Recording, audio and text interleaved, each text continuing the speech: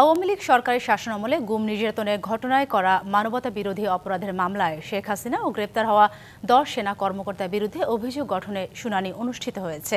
সেনা কর্মকর্তাদের ভার্চুয়াল উপস্থিতির আবেদন খারিজ করা হয়েছে।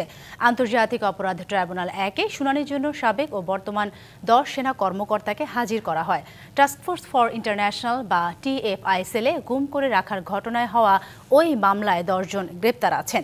সেনা কর্মকর্তাদের মধ্যে 7 জন শেখ হাসিনা সরকারের সময় র্যাবের অতিরিক্ত মহাপরিচালক হিসেবে এবং অপর 3 জন র্যাবের গোয়েন্দা শাখার পরিচালক ছিলেন। এর আগে গত 22 অক্টোবর তাদের গ্রেপ্তার দেখিয়ে কারাগারে পাঠানোর আদেশ দেয় আন্তর্জাতিক অপরাধ ট্রাইব্যুনাল।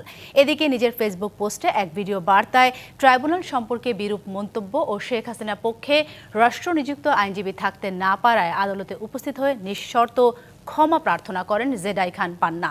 এছাড়া শেখ হাসিনার পক্ষে আইনজীবী হিসেবে নিয়োগ পেয়েছেন আমির হোসেন। নিয়োগপ্রাপ্ত হওয়ার পরে সোশ্যাল মিডিয়ায় বক্তব্য প্রদানের মাধ্যমে অনেকগুলো কথা বলেছেন, যেগুলো আদালত বলেছেন, যেগুলো কন্টেম্পশাস। উনি বলেছেন তার ক্লায়েন্টের নাকি আদালতের প্রতি আস্থা নাই। নতুন এবং ফিরে আসা গ্রাহকদের জন্য নগদে চলছে ক্যাশব্যাক সহ প্রতিদিন হাজারো উপহার জেতার সুযোগ। হবে আশা আর ফেরা, সারপ্রাইজ সেরা।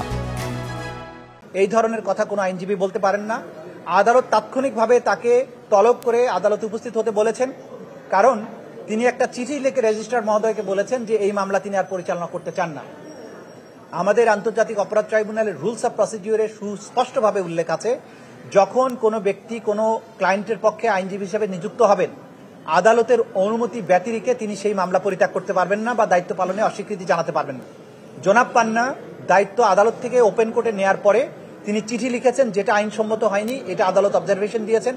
তাকে সতর্ক করেছেন যে তিনি সোশ্যাল মিডিয়াতে যে ধরনের কথা বলেছেন এটা তার বলা উচিত হয়নি, ভবিষ্যতে যাতে এটা না বলেন, এবং তার পরিবর্তে পলাতক আসামি শেখ হাসিনাকে ডিফেন্ড করার জন্য আরেকজন আইনজীবী আমির হোসেন সাহেবকে নিয়োগ করেছেন।